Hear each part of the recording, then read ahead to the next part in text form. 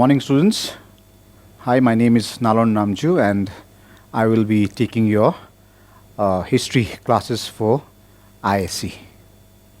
Okay, before we start with the history topics, I would like to go on a brief regarding the syllabus, okay, for 2021, and it is divided into two parts.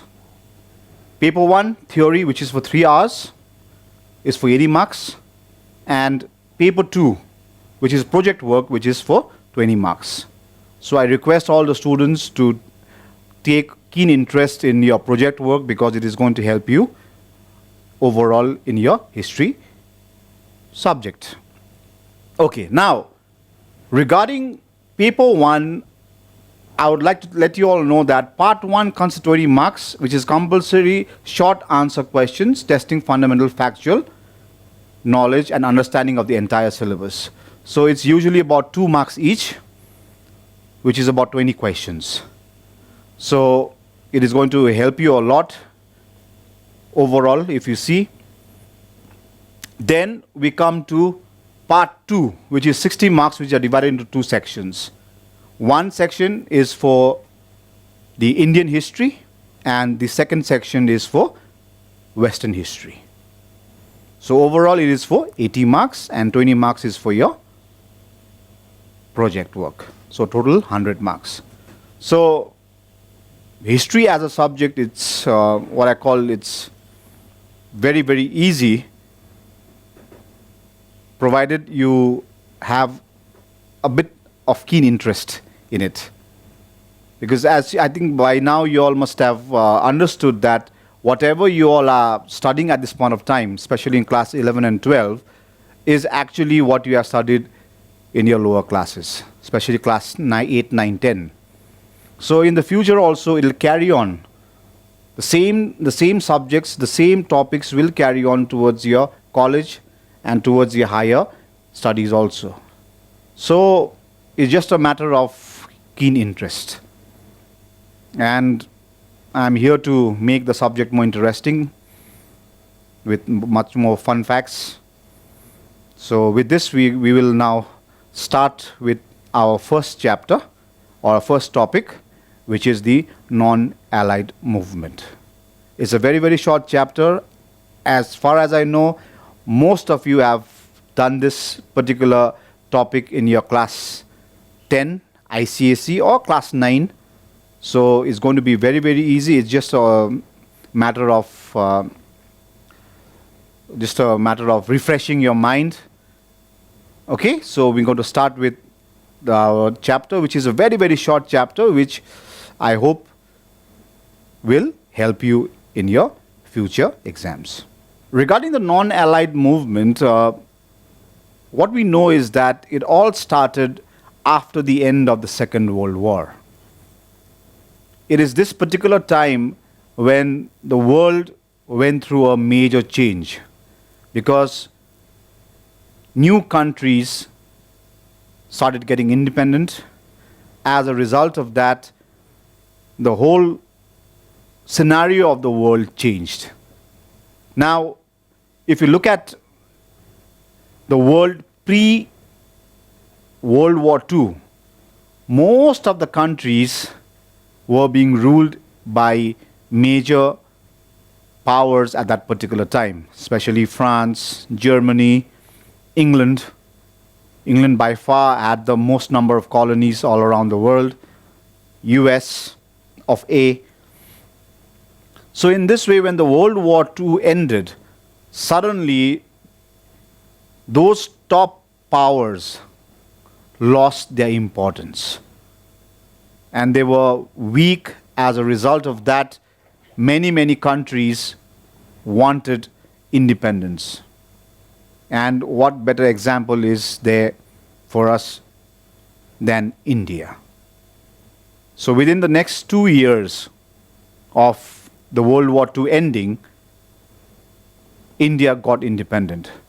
So did a lot of new countries.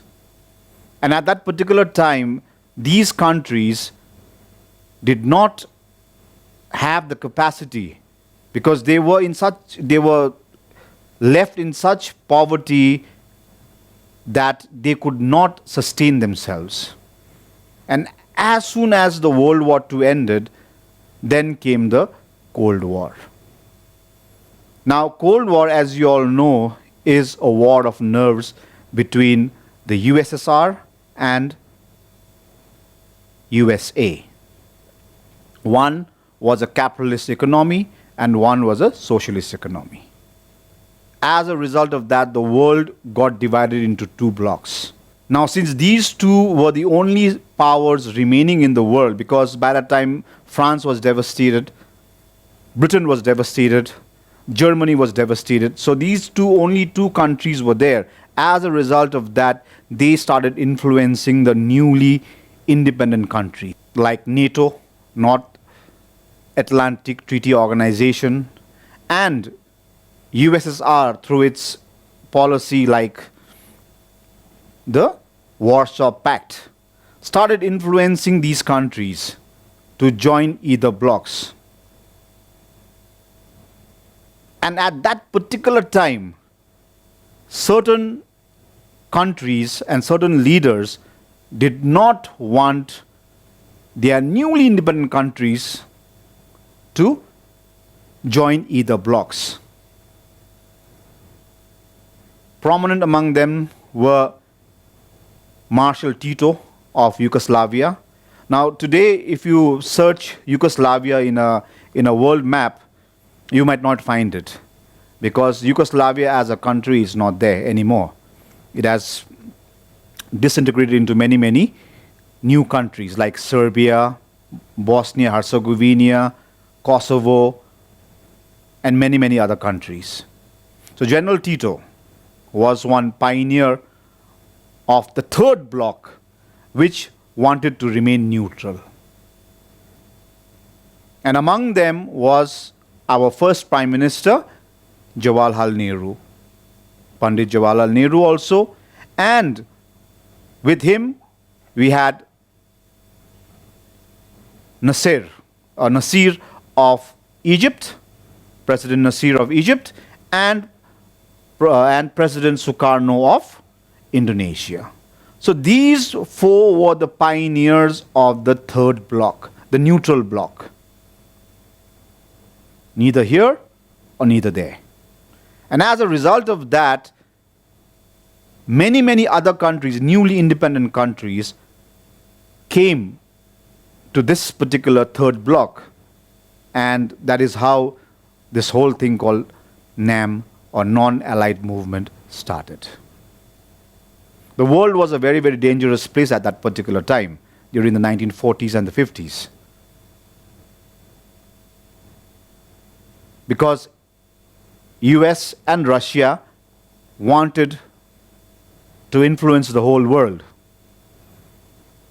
And in that particular time, these leaders stood up and said that no, we will not join any group, we will remain neutral. And now let us look at the formation of NAM. It was in Sri Lanka. There was a summit in Sri Lanka where actually our first Prime Minister, Pandit Jawaharlal Nehru, coined the term non-alignment. So actually the word non-allied movement actually stuck from there. So he was the first one to coin the term non-alignment. That means not aligned to either US or not aligned to either USSR. That there should be a body which is neutral and is there to help all the other newly independent countries. Because at that particular time, if you see, after the devastation of the World War II, most of the newly independent countries were penniless. There were no country which was rich and was independent. All the countries which were getting independent at that particular time were very, very, very, very poor, because the resources had already been taken over by the rich countries. So as a result of that, what happened is that these countries who could not live alone, They needed help from others. So that is how the third group came out, which is now today we know as the non-allied movement. And this particular non-allied movement quickly went ahead, strength to strength, and as a result of that, we had the first conference in Bandung. Bandung is a city in Indonesia. So in the Bandung conference, President Sukarno, he started the formation of the non-allied movement. And as a result of that, at first only about 15 countries came, and slowly other newly independent countries also started joining in. Now let us talk about the policies which were adopted in the Bandung conference, which is very, very important for the non-allied movement. Now, in the non-allied movement, if you see, it is based on the 5 principles, or what we call the Panchashil. 5 principles, or Panch, or Panchashil. Now, in that particular conference, this particular policies were adopted. Now, let us see what are the 5 policies adopted.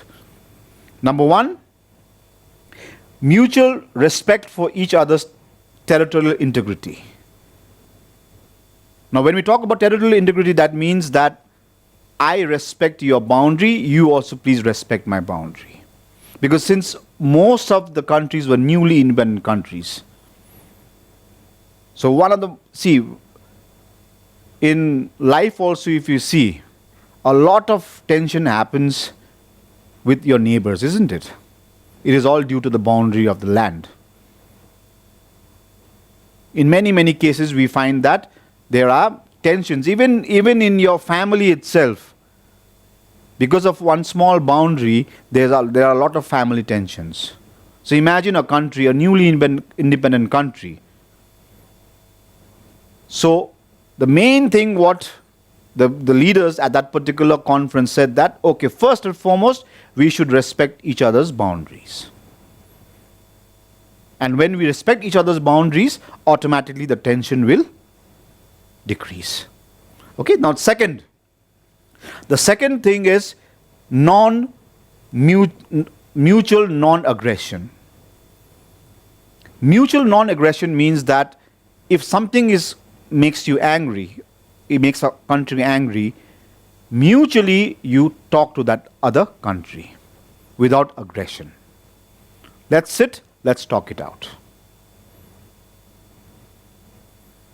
That is what our country has been doing for the last 70 years. And you know which country I'm talking about. How many times our country has been attacked in the past 70 years? However, we still talk about mutual respect. Let's come, sit. But now it seems our patience is also running out.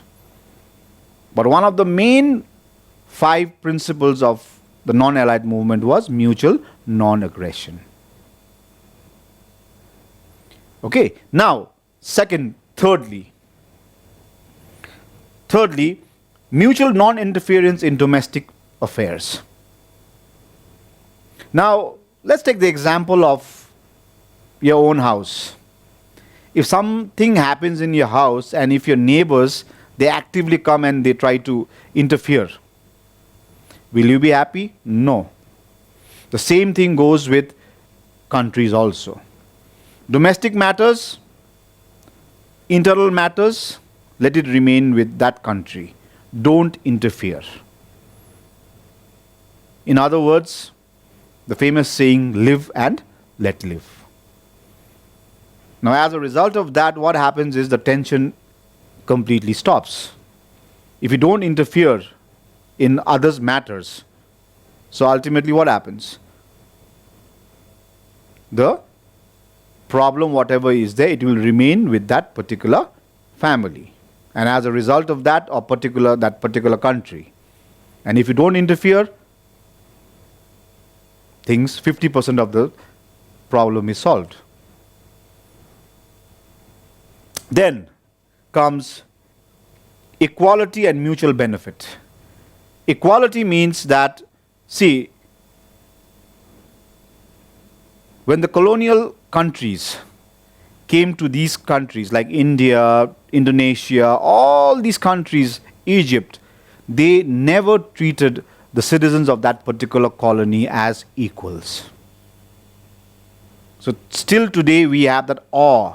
It has been ingrained in us, in our DNA, that whenever we see a white person, that it has been ingrained in us, that we are a little bit inferior to that particular person. That has been ingrained to us for hundreds and hundreds of years. So that particular thing, the non-allied movement, the newly independent countries wanted to remove. Because we are equal. Whether you are black, whether you are brown, whether you are white, whether you are yellow, that does not matter. Mutual respect to each other and equality. You treat me as a friend, I will treat you as a friend. Not more, not less. Now this is one big thing which the newly independent countries wanted to remove. As a result, this policy was adopted by the conference. Okay? Then, lastly, peaceful coexistence. Now, peaceful coexistence in simple words means, another word, live and let live. I will live the way as I want, you also live the way you want. No interference in between. And let us help each other. That is why you will see that since India was one of the pioneers of the non-allied movement, India has still kept that tradition alive. Even though India is not a developed country like the countries in the West, however, if there is any disaster, any help is required, India will be the first country to help a country which is in need. You must have seen the case of Nepal, seen the case of Afghanistan, seen the case of Bangladesh, and there are many examples where India has selflessly gone ahead and helped that country, even though India lacks so many things. However, when the time comes, India goes and helps other countries. So this is a very important part in the Panchashil, which India has been following till now. And I'm sure that in days to come, India is going to help. As India, the economy goes stronger, India grows stronger day by day, India is going to help other countries in distress or in need in times to come. Okay, now we come to the Belgrade Conference. Okay, now the Belgrade Conference was held in 1961. Now why the Belgrade Conference is very important is because, see, at that particular time Belgrade was the capital city of Yugoslavia. Today, if I'm not mistaken, Belgrade is the capital of Serbia. Okay, which has been disintegrated into many small newer countries, which today we know as the Balkans. Now, in those days, Belgrade was a very important power center. And in that Belgrade Conference, Marshal Tito, who was the president of Yugoslavia, went ahead and wrote a letter to the president of the USSR and to the president of the US of A, And in that letter, he specifically talked about ending the Cold War. Because at that particular time, if you see, Cold War was at its peak. USA and USSR were both building a huge number of nuclear weapons, nuclear missiles, and many, many other war materials which could end the world 10 times over. And at that particular time, this particular letter was one of the first important letters to be written by a bloc other than the US or the USSR, asking for peace instead of the Cold War. And that is the reason why the Belgrade Conference in 1961 was very, very important. Now, let us look at the role of Pandit Jawaharlal Nehru in the NAM, or the non-allied movement. Now, Pandit Jawaharlal Nehru was one of the pioneers of the non-allied movement. And as the first president of India, the Prime Minister of India, he played a very, very crucial role in forming the NAM. And he spoke against the apartheid problem which was happening in South Africa. I don't know, many of you must be knowing it and many of you must not be knowing it, that South Africa was a country which was being ruled by 5% white people and about 10% white people and 90% black people or African people. And you must have heard about Nelson Mandela also. Nelson Mandela, he went on and he fought against the apartheid. He was jailed for almost 20-30 years. And ultimately, he went ahead and he, let's say, brought independence to South Africa. And here is one very, very interesting fact. When South Africa became independent, because of the apartheid, South Africa was not allowed to join any international events, sporting events, like the Football World Cup, Cricket World Cup, or any sporting event, international sporting event, they were banned. But India always kept up the pressure. And when the apartheid finished and South Africa became a nation, their cricket team, the first team to come to India was South Africa. Or the first country South African cricket team visited was India, to show the gratitude of being there. And this happened not overnight, it did not happen. Because right from the start, Pandit Jawaharlal Nehru, from the first Prime Minister, the Prime Minister of India, he was keeping up the pressure, saying that this is not allowed. We will come back to it in our later classes, okay, regarding Nelson Mandela and the apartheid in South Africa. So I'm just giving an example that India has always been there with South Africa and many, many other countries in which our Prime Minister Jawaharlal Nehru played a very, very important part. However, India got a rude shock when the Prime Minister was advocating peace and peaceful coexistence. It is that time that China made a surprise attack in India.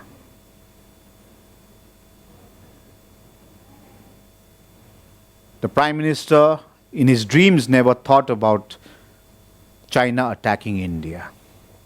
There was a famous slogan at that particular time, Hindi Chini bye bye.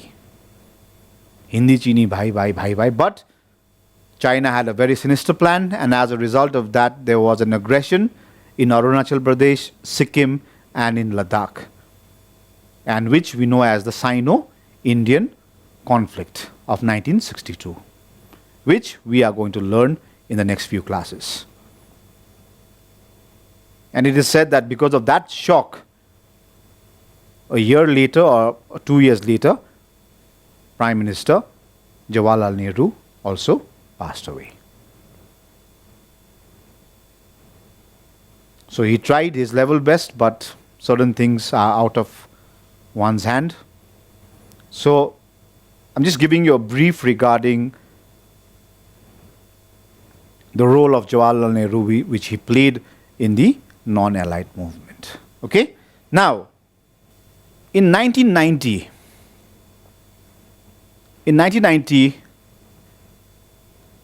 after the Berlin Wall collapsed, it was a symbolic wall which was put right in the middle of Berlin, which separated East Germany and West Germany. So from 1945 till 1990, we had two Germanys, West Germany and East Germany. Now, in the 1970s and the 80s, during the Football World Cup, you will never hear Germany winning the World Cup. You will hear West Germany winning the World Cup. The reason is very, very simple.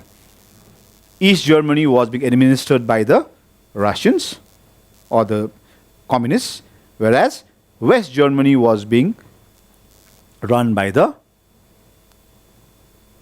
Western powers. As a result of that, in 1990, what happened is that President Gorbachev went ahead and said that enough is enough. Now, USSR cannot handle the Cold War anymore. As a result of that, what happened is the Berlin Wall collapsed. Symbolically, the Berlin Wall was set open and Germany became united once again. So today, what we hear is only Germany, not East Germany or West Germany.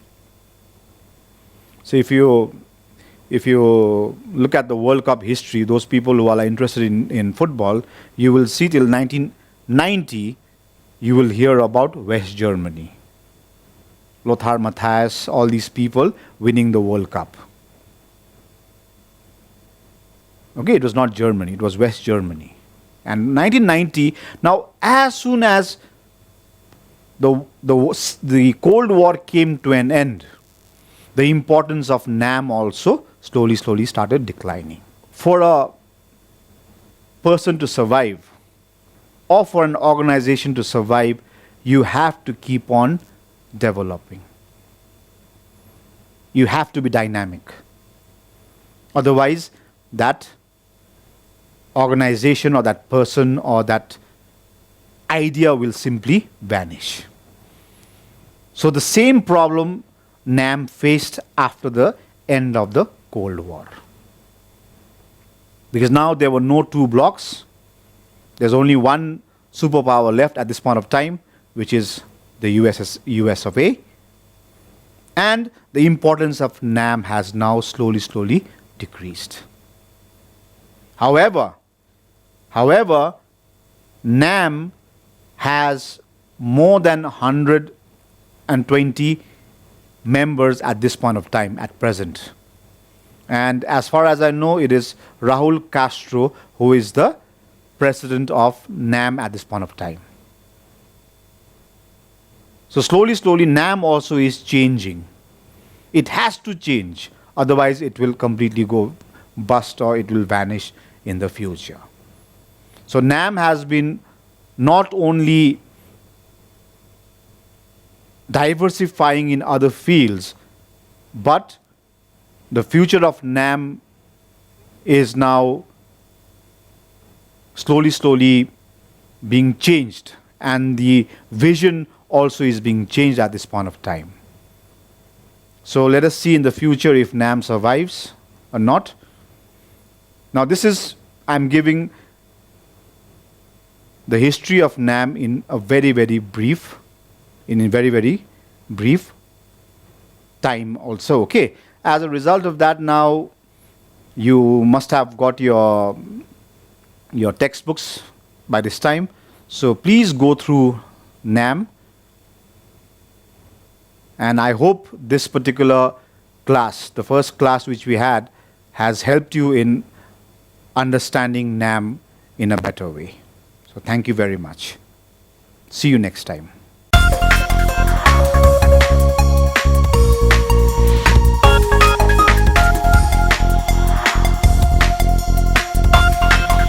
Good morning, students. I'm here for the second part of the history subject, and today's topic will be the Sino-Indian conflict. Okay, the Sino-Indian War, 1962. Now, this is quite a very interesting phase, because at this point of time, it is very important also for you all to know the basis of the Sino-Indo conflict. Now, I will not call it Indo-China conflict. Okay, the reason is very simple, because Indo-China, when we talk about Indo-China, in historical sense, it means we will be talking about Vietnam, because Vietnam, before the Vietnam War, was known as Indo-China. So there will be a conflict in between. That is why it is known as the Sino-Indo War, 1962. Now, as you all know, India and China shares a huge border. Okay, now a lot of people might say that no, China actually is it is actually, India shares a border with Tibet. But as you all know that China has taken over Tibet. As a result of that, we are actually face to face in a lot of areas. And you must have noticed in your news also that a lot of news have started coming in saying that the Indian and the Chinese forces are now having conflicts all along the border. And of course, in the past few days, you must be hearing a lot about the conflict which is happening between India and Nepal regarding a certain place called Lipu Lake and Kalapani. Now we will come to that also. Historically, what is there? See, Nepal side has a different story to say, India side has a different story to say. I am not here to judge who is right or who is wrong, but I just want to give you a historical background regarding Lipu Lake and the conflict which is happening right now between India and Nepal. Okay, now let us start. This is the map of South Asia. Here you see India, here you see China, and here you see Pakistan. And all along this particular border, see this whole border, then here comes Nepal, then here comes Bhutan, and then here comes Arunachal Pradesh. Now, this particular map is from the Indian side. Okay, from the Indian point of view, because it shows that Arunachal Pradesh is part of India.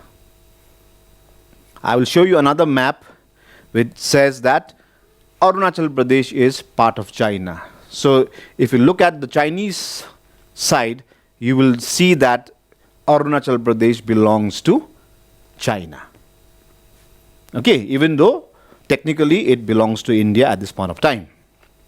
Now, India and China have a relation of more than 2,000 years, but the modern relationship began in the 1950s, when just India also got independent and China also got independent in 1949 after the Civil War. Relations between contemporary China and India has been characterized by border disputes resulting in major military conflicts, that the Sino-Indian War 1962 and the Chola Incident in 1967 and the 1987 Sino-Indian skirmish. So India and China have had a troubled relationship till now. There is always a sense of tension prevailing in the borders of India and China.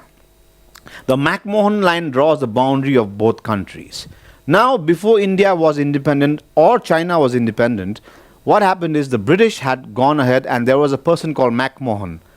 He had come to India and he drew a line along the Indian border saying that, okay, this belongs to India and this belongs to China. As a result of that, even today we follow the McMahon line. Okay, so just like the Radcliffe line which separates India and Pakistan, we have the McMahon line which separates China and India. Okay, now this is the disputed area. Why India and China is in conflict with each other is because of this. The Askaichini area in Ladakh. Now, during the British Raj, or during the British rule, this particular area was the boundary between India and China. But at that particular time, most of you all know that China was not that powerful. China was also fragmented into many different entities. So as a result of that, during the British time, what happened is the British unilaterally, that means the British themselves, went ahead and drew a line in the Askaichini area of India and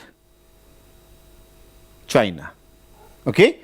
Now, over here is the famous Pangong Lake. You must have watched the Three Idiots, the movie, the Three Idiots, and over there in the last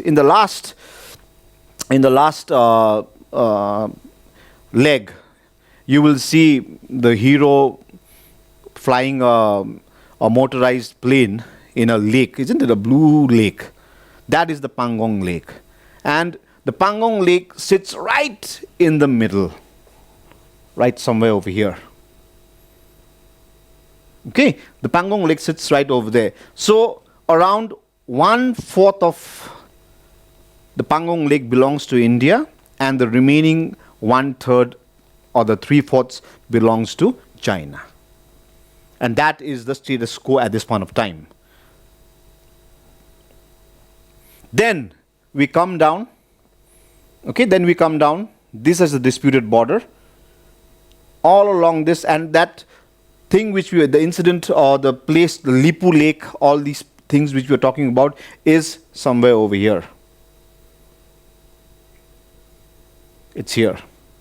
Now India, the Indian map is showing that that area belongs to India, and now Nepal has put up a map saying that these areas belong to Nepal.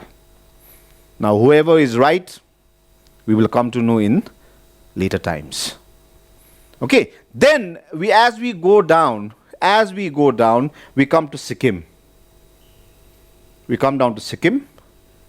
Now Sikkim also was disputed for quite some time when the Chinese government did not recognize Sikkim as a part of India for a very long time, and it was only in the 1990s that Sikkim was added, or the Chinese, they went ahead and said that okay, Sikkim belongs to India.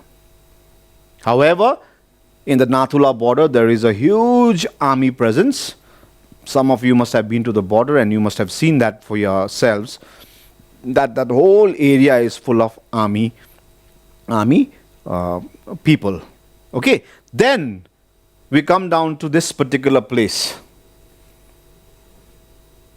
This particular place, you must have heard this particular place called Doklam. Now Doklam is right here, right in between Sikkim, Bhutan and India and China. So there is a conflict brewing over there also. Then we come down to Arunachal Pradesh. Now Arunachal Pradesh, as per the Chinese, they say that the 6th Dalai Lama was born in Tawang area. As a result of that, that particular area belongs to China. Okay, so there are many, many conflict zones. Now see, this happened because during the British Raj, nobody had the power to actually explain or to demarcate the borders properly. So when the British left, they left this mess behind. And that is what is happening. That is what is still going on and on and on and on, even till this day. Okay? Now,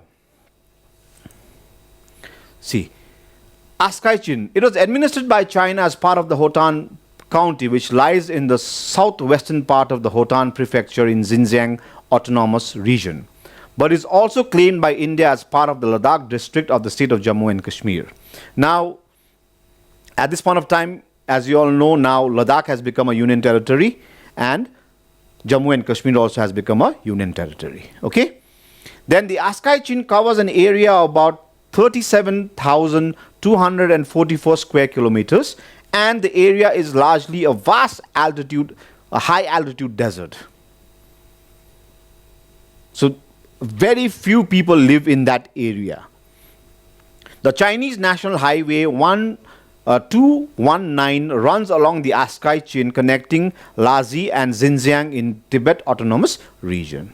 So this is the background of the Askaichen area, which falls near Ladakh.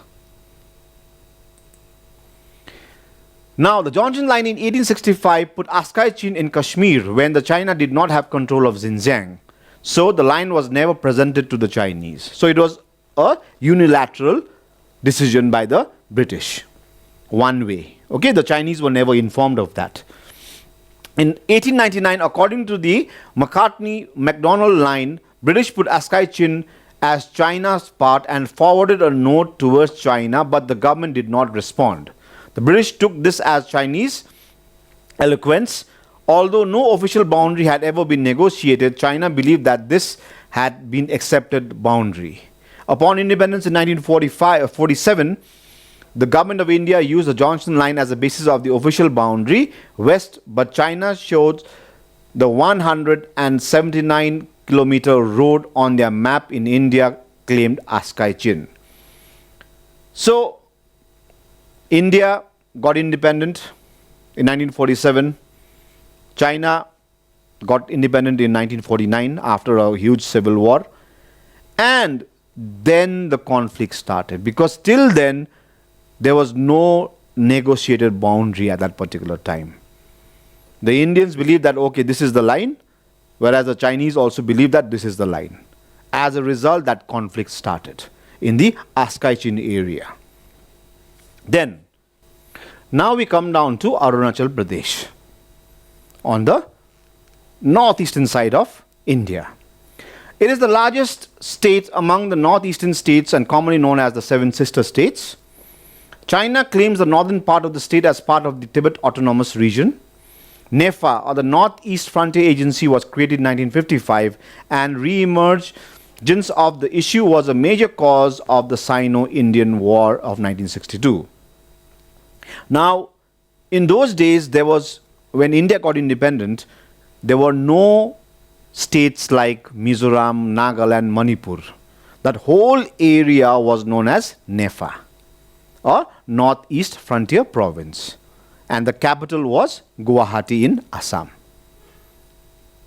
Now, at that particular time, what happened is that this particular part of area, especially Tawang area, was claimed by the Chinese.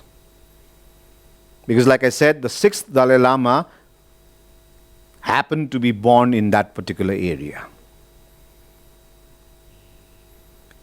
And as a result of that, due to historical beliefs, the Chinese said that this particular area belongs to China.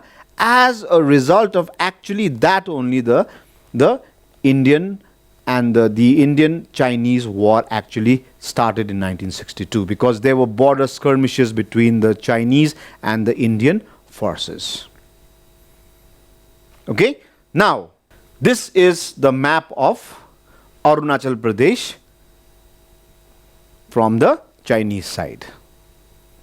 So if you look over here, the whole of Arunachal Pradesh is missing.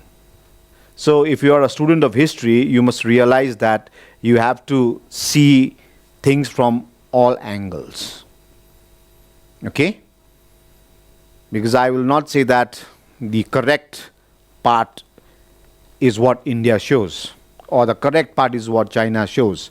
But as a student of history, you must take all the details from all different angles, different sides, and then sit down and then make a conclusion, saying that, okay, these are the things which I have. Now let us conclude and let us come to a understanding. That is why I say that history is exactly not 100% correct. Okay, now this is what the previous maps you saw from the Indian side. Now this is the map which you see from the Chinese point of view, where it shows that the whole of Arunachal Pradesh is not a part of India. And you must also realize that if you are a citizen of Arunachal Pradesh or a citizen of Arunachal Pradesh, you are not allowed to go to China. Or even if you are allowed, you will be given a separate paper, which the Indian government does not allow. So as far as I know at this point of time, no Arunachal citizen is allowed to go to China. That is a fact of life at this point of time. Because the conflict is so deeply rooted that neither country wants to give anything to each other. Okay? Nor Chinese person is allowed to come to Arunachal Pradesh. If a Chinese person wants to visit Arunachal Pradesh, they are not allowed. Actually, they are not allowed to visit the northeastern part of India. They have to have special permission. Now, Tawang District is one of the 16 administrative districts in Arunachal Pradesh. The area is historically Tibetan territory and claimed by both the the People's Republic of China and the Republic of China as a part of South Tibet. It is the 8th least populous district in the country out of 640 districts. There are 640 districts in India, and out of that, it is the 8th least populous district. That means very, very less amount of people, they live in that Tawang area, because it's very, very, very, very cold. And in the winters, there's a lot of snow and it becomes unpassable. And it is actually there the conflict, the Sino-Indian conflict actually started. Okay? Okay, now a dispute had been, there had been a dispute and a series of violent border incidents after the 1959 Tibetan uprising. When India had granted asylum to Dalai Lama, the Himalayan border was main pretext of the war. Now, the Dalai Lama, who was the administrative head of the Tibetan country, was actually the Tibetan system was infiltrated by the Chinese. As a result of that, those people supporting Dalai Lama, they had an armed rebellion. As a result of that, what happened is Dalai Lama was forced to run and take shelter in India. And the Chinese came and crushed the Tibetan rebellion. Now, it is very, very interesting over here that Kalimpong also played a very, very important part in this particular time. Because as you all know, Kalimpong was a part of the Tibet trade, a very, very important town, a hub at that particular time. Because as per our knowledge, it shows that Kalimpong was the biggest center and it was the shortest route to Lhasa, the capital of Tibet. As a result of that, if you ask the old people who lived in Kalimpong during the time, they will share a lot of stories regarding the different things what used to happen in Kalimpong during that time.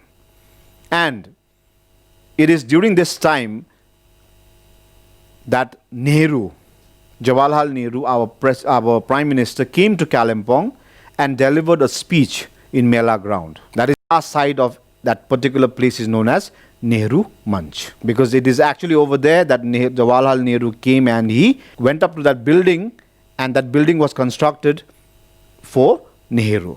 That is why that area is known as Nehru Manch.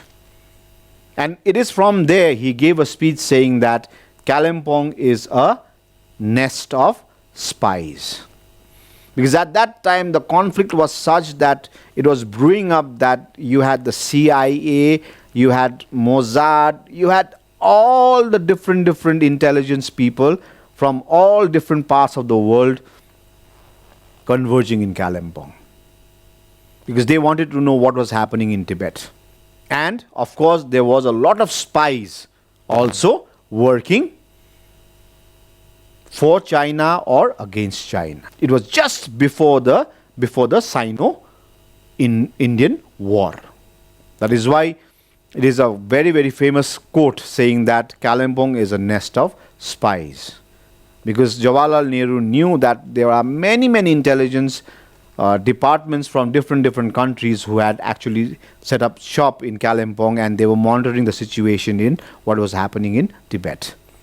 Because Kalimpong was the shortest route actually to Tibet, to especially Lhasa.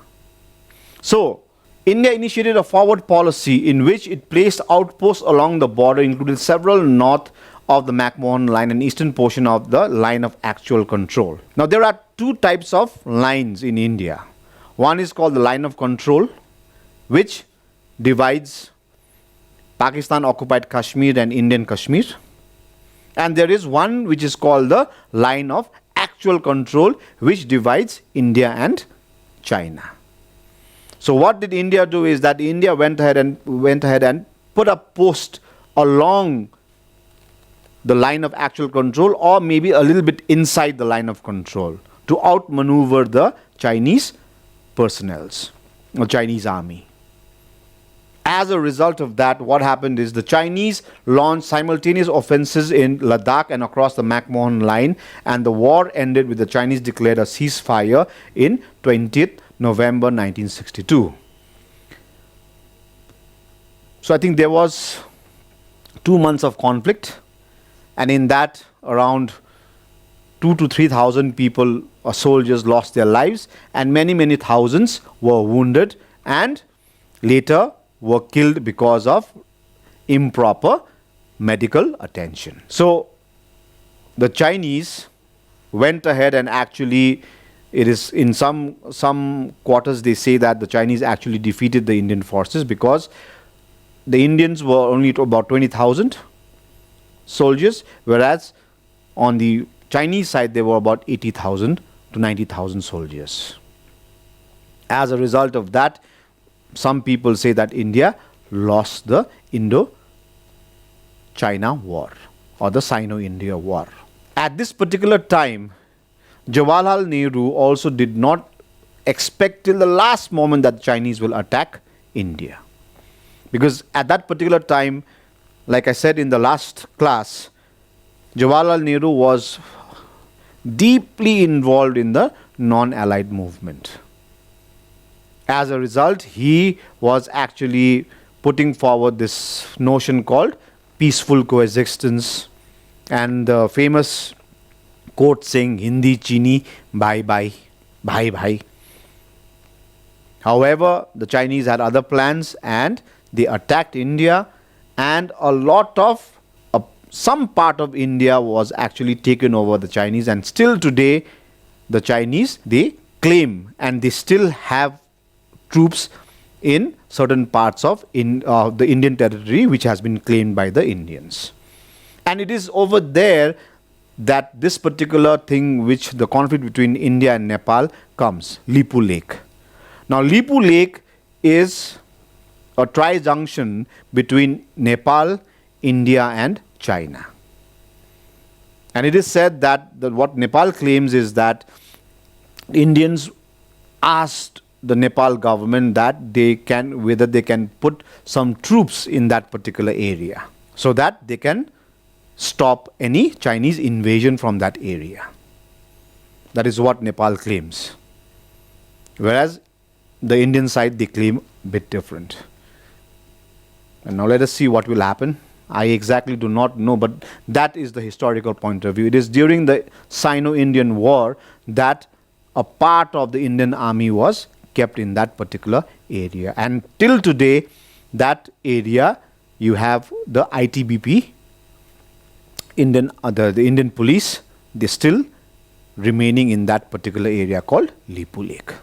In November 20th, 1962, the conflict came to an end. Then we have the Chola Incident. China has claimed that the McMahon Line created by British or by the Britain in Nepal was illegal. Okay. Then the conflict occurred in Sikkim. The region is one of the high altitude and thus mountainous maneuvers were crucial in battle. During the whole conflict, Indian losses were 88 killed and 163 wounded, while the Chinese casualty was 300 killed and 450 wounded in Nathula in 1940 in Chola and 40 in Chola. So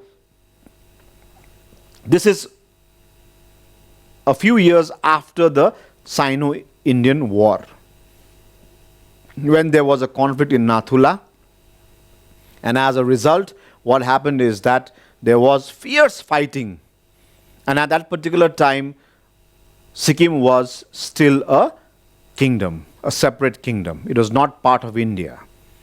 But you had Indian troops in the border in Nathula at that particular time. Because at that particular time, if you see, Sikkim was a protectorate. Now, protectorate means during the British time, Sikkim was given this status as a protectorate state. That, okay, internal affairs you can take care, but external affairs, the British are going to take care of it. As a result of that, you had the Indian forces in Sikkim, in Nathula.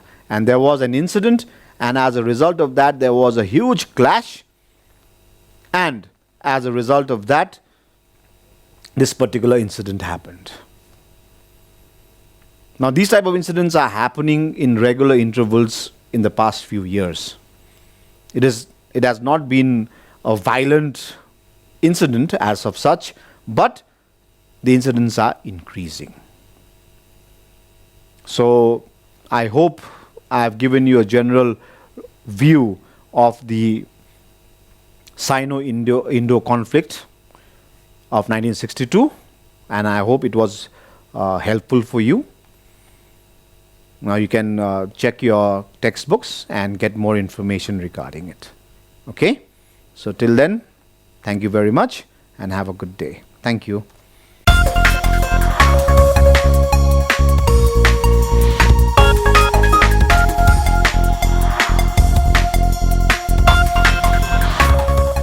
Good morning. Welcome back to the second episode of Online Studies. Today I'm here with the second topic on ISC Geography. And my topic today is the relief features of India, or the physiographical division of India. Okay. Before I start with this topic, now let me go back to the previous class where I had explained you all about India being the subcontinent or a part of Asia. Okay. And when I started with that topic, the first important question or the first important point that I discussed with you all was why India, along with its neighboring country, is known as an Indian subcontinent. continent, okay? And when I was explaining you all that, I'd given you all two reasons. One was a well-defined boundary, and the second one is that it possesses several relief features which a continent should be having. So today I'm going to start with this relief feature that India possesses, okay? So the first important relief division of India is the Himalayan mountain complex, okay? Now, if you see out here, the entire one that has been written over here, the entire shading over there, okay, that's the Himalayas. Like you have out here is the Himalayas, okay? Then that's the first physiographic division. Then running parallel to the Himalayas is the Indo-Gangetic plain. Okay, now this is a plain supposed to be very productive, very fertile, and it's been formed by the three important rivers along with its tributaries. Okay, then just below the Indo-Gangetic plain, we have a Peninsula Plateau, which is triangular in its shape, but the triangle is upside down with the tip tapering towards Kanyakumari. Okay, and the base of it running parallel to the Indo-Gangetic plain, and it starts from the eastern edge of the Aravallis going right up to the Chotanagpur Plateau. That's the third physiographic division. Then you have the Thar Desert here. This is the fourth physiographic division, and then you have the coastal plains. And in the last class, I already told you all the total length of the coastline that India has. Mainland is 6,517 kilometers, along with Lakshadweep Island and Andaman and Nicobar Island. You have around 7,517 kilometers. Okay, and then lastly, you have the two group of islands, that is Andaman and Nicobar Island, one which is in the Arabian Sea and the other one which is in the Bay of Bengal. Okay, so these are the relief features that we are going to discuss, we are going to study in this chapter. Now let me start with the first, that's the Himalayan mountain complex. Okay, now again, before I come to the entire introduction or entire explanation, now when I start with this Himalayan mountain complex, if you look at the northern regions of our country, I said the Himalayas are out here. Okay, now we are going to study about the three parallel ranges that we have in the northern and the northeastern regions of our country. That is Himadri, Himachal and the Shivaliks. But if you look at the northern portion of India, now the entire northwest, that means this side, the Trans-Himalayan, that is the northern arc out here, the northeastern region and eastern region and the northeastern regions of our country has series of mountains. Okay, has series of mountains. But in this case, we are just, when we talk about the Himalayan mountain complex, we're just going to study about the mountains that you find out here, or the Himalayas that you have out here, which is Himadri, Himachal and the Shivaliks. Okay. Okay. Now starting with the Himalayan mountain complex. Now first, let me just briefly tell you how the Himalayas were being formed. Okay. Now, in the beginning, shortly, I'm just explaining it to you all.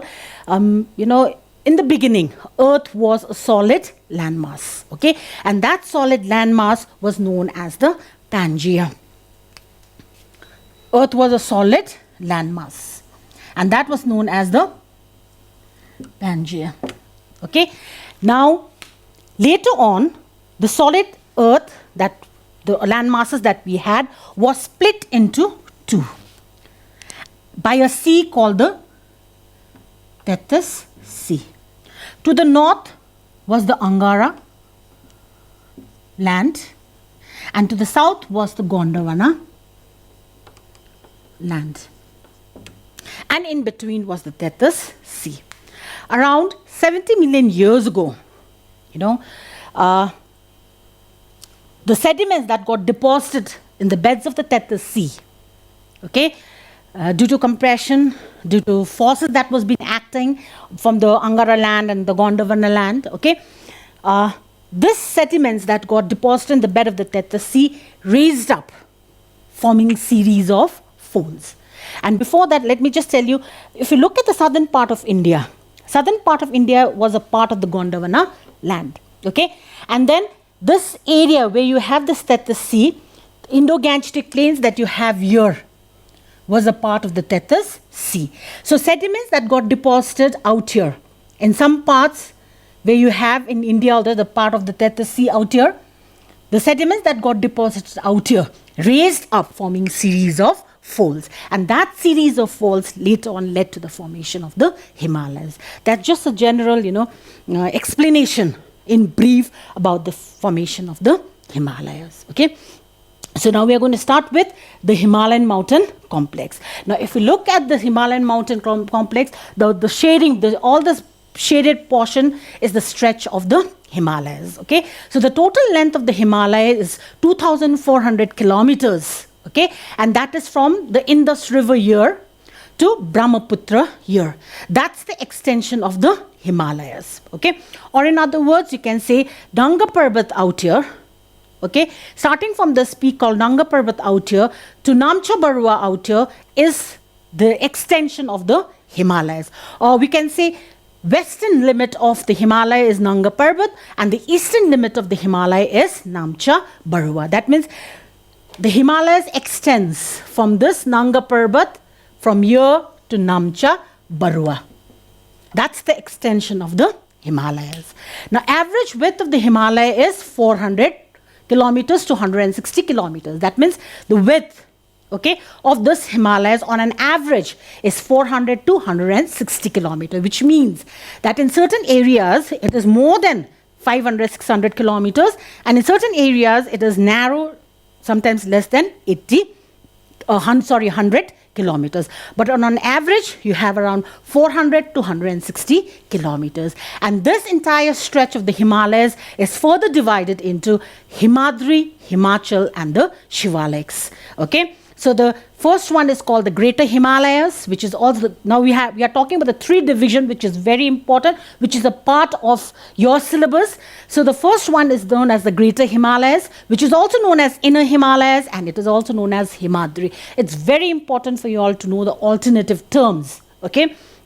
So Greater Himalayas, Inner Himalayas, and Himadri, Lesser Himalayas, Middle Himalayas, and then you also have Outer Himalayas, and in the foothills you have the Shivalik range. Okay.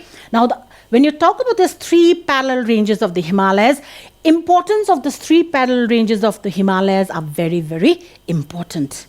Like for example, when you're talking about only the Greater Himalayas, what are the important characteristic features that you have in the Himalayas or the Himadri, or what is the significance of the Greater Himalayas, Inner Himalayas, or Himadri might be a question. Like for example, sometimes they might just ask you, this is a very important ISC question, name the three parallel ranges of the Himalayas and give its significance. Okay. And there's another question, what are the significance of the Himalayas? Now these two are totally different questions. When you're talking about the significance of the Himalayas, you have to overall write about the rivers flowing from the Himalayan areas. Himalayas also acting as a climatic barrier, a defensive wall. It's a place where you can generate more of hydroelectricity. So that's the significance of the Himalayas as a whole. But if they're asking you the significance of Himadri, Himachal, and Shivalik, that's totally different. So please be careful with this differences. Okay. Now let's start with the Greater Himalayas, which is also known as the Inner Himalayas, or which is also known as the Himadri. Important characteristic feature out here is that it's been covered with snow, permanently covered with snow throughout the year. Average altitude is 6,000 meters above the sea level, and the world's highest peaks are all been located in the Himadri. Like you have the Mount Everest, okay, then you have the Kanchenjunga here, okay, then you also have K2 here, okay, then Dhaulagiri here. So all the important peaks that you have in the world has all been located in the Himadri or the Greater Himalayas. And since it's been covered with snow throughout the year, okay, it's also the sources of the most important perennial rivers that has been flowing in India. That's Ganga, Brahmaputra, and the Indus, along with Yamuna River. So all the important rivers that we have in the country has been flowing from the Greater Himalayas. Okay, that's the significance or the importance of Himadri, Inner Himalayas, or the Greater Himalayas. Now we come to the next That is lesser Himalayas or the middle Himalayas. Now, lesser Himalayas and middle Himalayas, just remember that the average altitude is around 3,700 to 4,500 kilometers above the sea level. And now this is a very important question. The most important branch of the lesser Himalayas, the middle Himalayas, Pir Panjal and Dauladhar. Now, remember, we are talking about the Himalayan range. Now, we talked about the Himadri, Himachal, and the Shivaliks. Now, Himadri, covered with snow throughout the year, higher peaks with an average altitude of about 6,000 meters above the sea level. Now, when you're talking about the lesser Himalayas, now all the entire range that you have in the lesser Himalayas is not of the same height. On an average, it is 3,700 to 4,500, which means there are certain areas which is higher than 5,000 meters also. So these areas with the higher altitudes are covered with snow.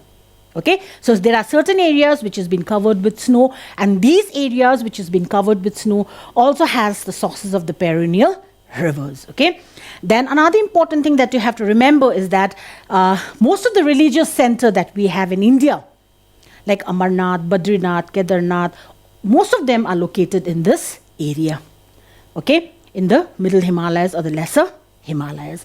And then important beautiful hill stations that we have in the north, like Jammu and Kashmir, then you have Nainital, Mussoorie, Dalhousie, even Sikkim, Kalimpong, Darjeeling, we are all lying in the middle Himalayas or the lesser Himalayas.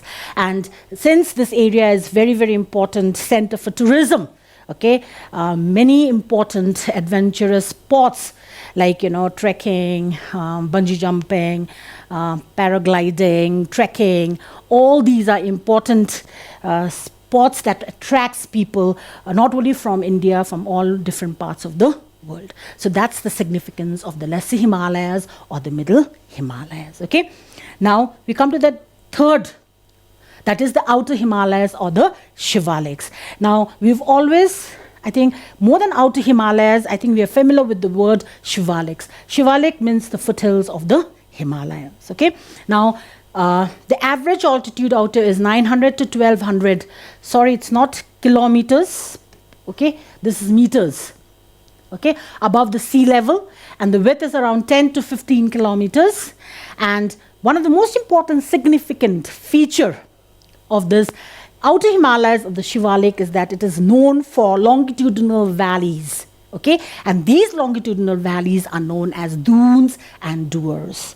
So what are dunes and dooars? Dunes and dooars are nothing else but the longitudinal valleys that you find in the Shivaliks or in the outer Himalayas.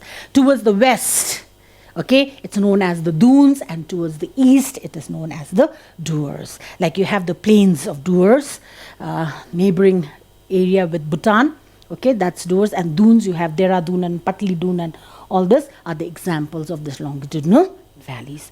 So these are the three important parallel ranges of the Himalayas, okay, Himadri, Himachal, and the Shivaliks, along with its significance or along with its importance. Okay, now we come to the next one. Okay, now I'm going to explain you the offshoots of the Himalayas. And the offshoots of the Himalayas out here means the branches of the Himalayas. Now remember, when I started with the explanation of this Himalayan mountain complex, I started from Nanga Parbat to Namcha Barua. That was the extension of the Himalayas that I talked about. Okay. Now, when you're talking about the offshoots of the Himalayas, okay, offshoots means the branches of the Himalayas. Now, the Himalayas have northwest offshoots. That means northwest offshoots and northeast offshoots. Okay. Now, out here, a little bit of explanation has been required. There's the geographers, there are a group of geographers who are of a belief that, the Himalayan regions extends only from Nanga Parbat to Namcha Barwa. Group of geographers believe that. But there are other group of geographers who says, no, it does not extend only from Nanga Parbat to Namcha Barwa. It extends beyond Nanga Parbat and beyond Namcha Barwa. So these extension on the northwestern side of the northwestern side and the extension that you have in the northeastern sides are known as the offshoots of the Himalayas. Okay, so they are small branches. Like for example, in the northwest offshoots, you have the Suleiman range, you have the Kirthar range, then going towards the side, you have the Makran range and Bukti, Hazara, it goes towards this side. Okay, so that's the northwest offshoots of the Himalayas. Now, northeast offshoots of the Himalayas is the hills that you find in the northeastern regions of our country, like Naga Hills, Lushai Hills, Patka, Garo, Khasi, all these hills that you find, Mizo Hills and all that, and Patkai Boom and all that, that you find in the northeastern regions of our country, which is also known as the Purvanchals. Okay, Purvanchals are, you can also say what are Purvanchals. Purvanchals are the small hills that you find in the northeastern regions of our country. So, small hills that you find out here, okay, like Naga Hills, Mizo Hills, and Lushai Hills, okay, and going right down to Myanmar, that is in Burma, as Arkan Yoma and Pegu Yoma, is the extension of the Himalayas, which has been said by some of the geographers. Okay, that is, it is not limited till Namcha Barwa, but it extends down below till Myanmar. That is the extension or the northeast offshoots of the Himalayas. So you just have to remember that much. Like northwest offshoots and northeast offshoots, you just have to remember that these are the branches of the Himalayas towards the northwest. You have the Suleiman, Kirthar range, and some of the ranges I have not shown you all out here, but Suleiman, Kirthar, then you have the Makran range, Hazara, Bukti, that goes on towards Pakistan area. Okay, so that is the northwest offshoots, and northeast offshoots are the hills that makes up the Purvanchals. And not to forget the extension of the Himalayas, or northeast Himalayas, going right down to Myanmar as Arkan Yoma and Pegu Yoma. So this is what you have to remember about the northwest offshoots and the northeast offshoots of the Himalayas. Now we come to the difference between the Western Himalayas and the Eastern Himalayas. Now this is a very important ISC questions. You have to memorize the difference. Okay. Now Western Himalayas and the Eastern Himalayas. Okay. Now when I talk about the Western Himalayas and the Eastern Himalayas, now please remember, okay, the Western Himalayas from Nanga Parbat here, extension till here is the Western Himalayas, and then you have this side is the Eastern Himalayas. So the differences between the Western Himalayas and the Eastern Himalayas, the first difference is that the Western Himalayas lies to the west of 86° east longitude between Indus and the Kali River. You have to know Indus and Kali River, whereas Eastern Himalayas, Tista and Brahmaputra. Western Himalayas, average rainfall is less than 100 centimeters. Out here, rainfall is more than 200 centimeters. So because of the less rainfall out here, vegetation in the Western Himalayas is also less. Out here, because of higher rainfall, vegetation is dense. Okay, that's the difference between the Western Himalayas and the Eastern Himalayas. This has to be memorized. Now, we come to the, and I'm just going to show you. Okay, now Western Himalayas out here, then the Eastern Himalaya, like Punjab, Kumaon, this areas is known as the Western Himalayas here. Okay, from here till here is the Western Himalayas, and then stretches out here is the Eastern Himalayas. Okay, and then you have Patkai Boom, Naga Hills, Manipur Hills, Lushai Hills, all this Mizo, all these are the Purvanchals. Okay, they are also known as the Purvanchals. Now please be careful, Central Himalayas out here. Okay, this one is the western side. Okay, and this is the eastern side out here, and here you have the stretches of small hills here, okay, which is not a continuous stretch, but there are broken in between, okay, and that's called the Purvanchal. So this map shows the breakdown of the Himalayan stretches of Himalayas that we have. Okay, now we come to the regional division of the Himalayas. Okay, now I have explained it to you all that the entire stretch is from Nanga Parbat to Namcha Barwa. So when it's extending in this area, now it passes to different states. It passes to different regions, different areas. Okay, so when it passes to different areas, you know, it's been named, or the different names have been given to the Himalayas, and that's the regional division of the Himalayas. Like for example, There are 4 divisions. Now, between the Indus and the Satluj, okay, you have the Punjab Himalayas, which is also known as Jammu and Kashmir, because it's lying in parts of Punjab, lying in Jammu and Kashmir, and lying in Himachal Pradesh. So it is known as the Punjab Himalayas, Jammu and Kashmir Himalayas, Himachal Himalayas. Okay, that is between Indus and Satluj. Now from Satluj to the Kali River here, okay, it is known as the Uttarakhand. Okay, it lies in Uttarakhand, so the stretches that lies in Uttarakhand Himalayas, or it is also known as the Kumaon Himalayas. Okay, and from Kali to the Tista River, the stretch outer as it lies in Nepal, it is known as the Nepal Himalayas. And from Tista to the area where this Brahmaputra River enters India through a gorge. Remember, there's a gorge outer which is called a Dihang Gorge. Okay, that is Namcha Barwa and the River Brahmaputra. Now remember River Brahmaputra. Okay, let me just tell you this also. Now remember River Brahmaputra is a river which flows through 3 different areas. Okay, it flows in the Tibetan highlands out here and has been named as Zangpo. Then when it enters Namcha Barwa here, now remember Namcha Barwa is the easternmost limit of the Himalayas. When it enters Namcha Barwa, it passes through a gorge out here.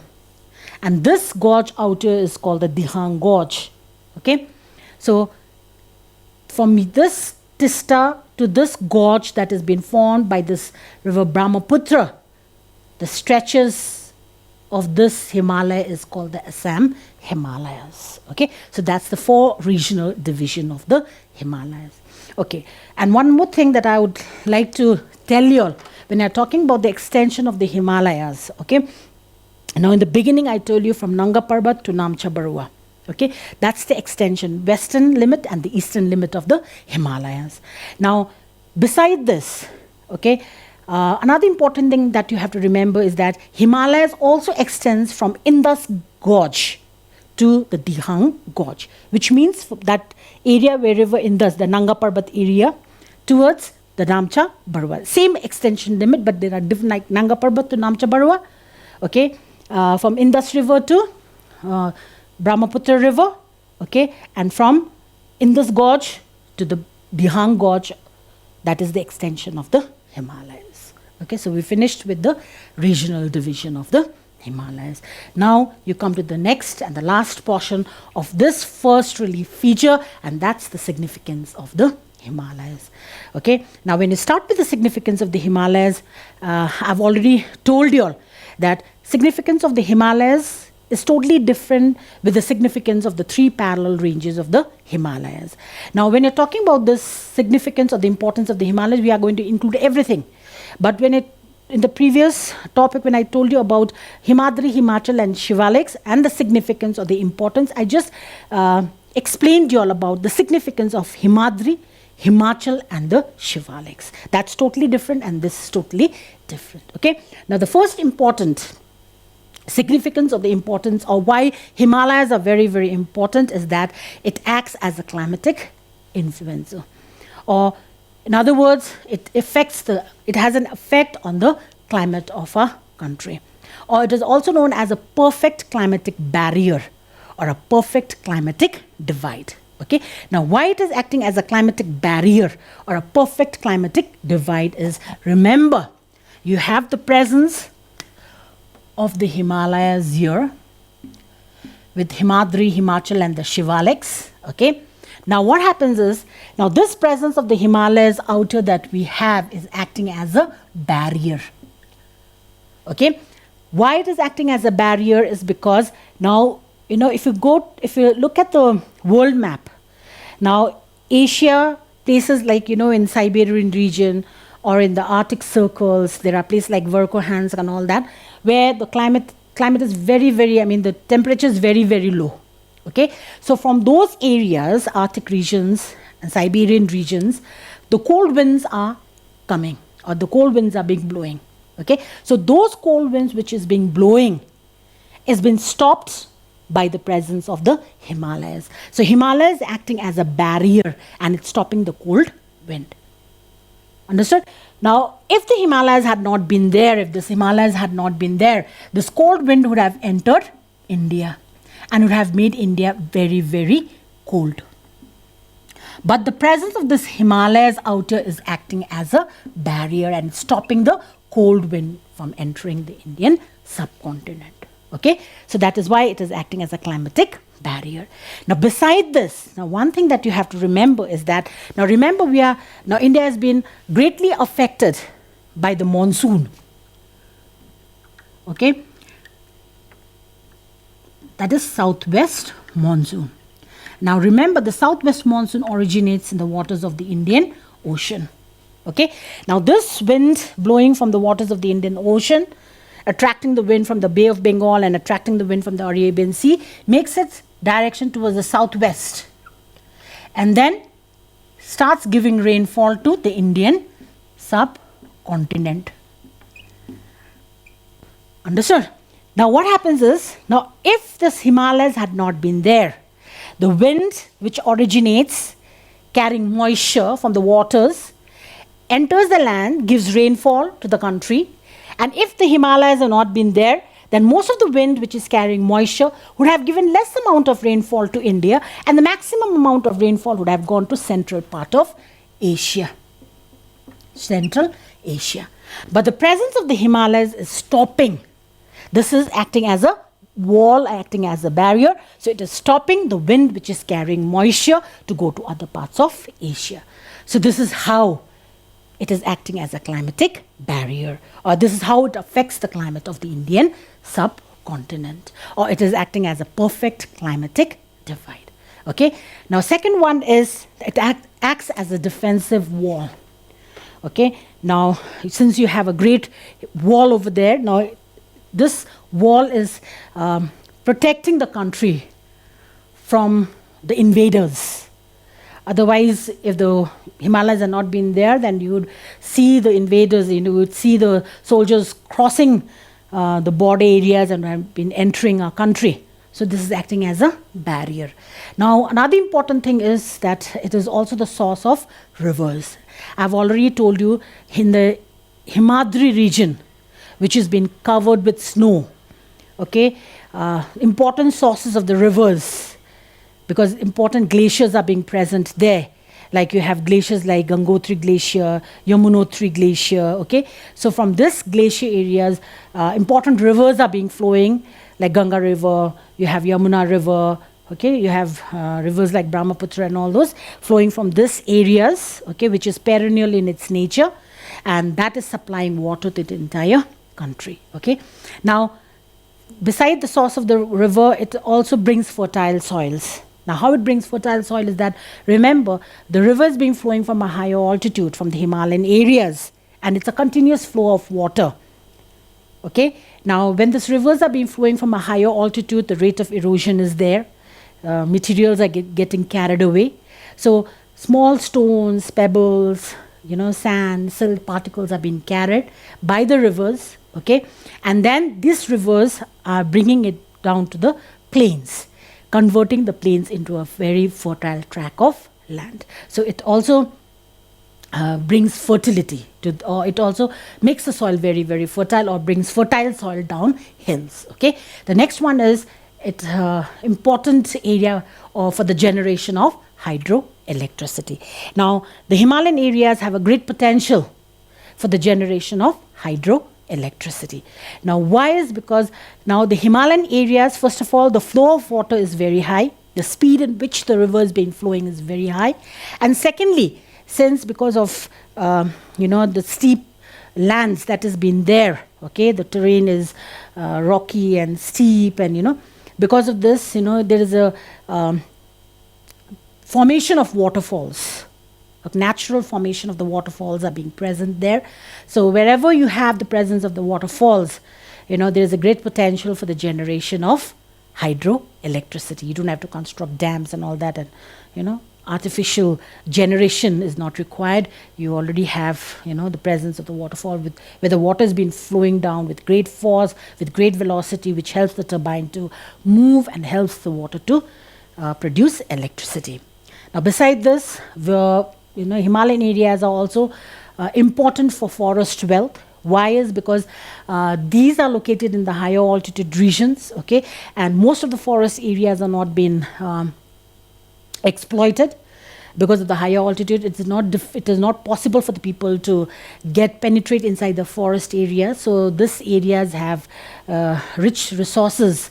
You have great raw materials. You can derive raw materials for making pharmaceuticals. You can derive fuel, firewood, okay, and other products are also been there. Forest products are also there, like for making papers and gums and all that. So that is the forest wealth. And then you have tourism, another important, because when I talked about the Himadri, Himachal and the Shivaliks, now Himachal is a place where, beautiful hill stations of our country has been located, like Jammu and Kashmir, okay. And then you have Himachal Pradesh with places like Dalhousie and all that, which is an important center, for attracting tourists, not only from India, from different parts of the world. Then you have beautiful state of Sikkim here, Darjeeling here, Kalimpong here. So all these is attracting tourism, okay, and or in other words, you can say tourism industry has also been flourishing there. And beside this, another important thing about the Himalayas is that it also becomes a pilgrimage center, pilgrimage, visiting holy places, like you have, as I've mentioned, Amarnath, Kedarnath and Badrinath, and all those important religious centers have been located in the Himalayas, okay, which is attracting a large number of people. And then lastly, you have Himalayas are also a storehouse of the minerals. Now, you have different deposits, like varieties of mineral deposits are being found even in the Himalayas, okay. Although you know that in India deposits of minerals are mostly found in the Damodar Valley region or the Chotanagpur Plateau areas, okay. That's also known as a storehouse of the minerals in India, those places. But you can also say that minerals are also being present in the foothills of the Himalayas, okay. Like you have in the foothills of Sikkim, Assam, Jammu and Kashmir and all, you have deposits of coal, okay, which is of an anthracite variety. Then beside this, you also have little deposits of gold, little deposits of silver, then tungsten. So these are some of the important minerals that you derive in the Himalayan areas. So these are the significance of the Himalayas. Now, one thing I would like to tell you all is that there are around 9 significance of the Himalayas. Now, when you are studying the significance, they may not ask you to write all the 9 points, okay. Sometimes they may just ask you to explain any 2 important significance of the Himalayas. So in from this 9 points, you can pick up any points and write it down and elaborate. But sometimes why I explained you all individually, I explained you all the entire topics one by one, the reason behind it, because sometimes they might ask you, why do you think so, or how do you think so, or explain why Himalaya is acting as a climatic barrier or a perfect climatic divide. So in that case, you just have to take the first point and explain it. And sometimes they might also ask you, now why do you think so Himalayas are an important place for the generation of hydroelectricity? Okay, so they might just pick up the points like this and they might ask you the question. So with this, I come to the end of the first relief feature of India. That's the entire Himalayan mountain complex. And I hope you will go through it, and I hope you have understood, and I hope you're going to go through all the explanation that I have done with you all. Okay, and I'm going to start the next physiographic division. That's the Indo-Gangetic plain in my next class. Thank you.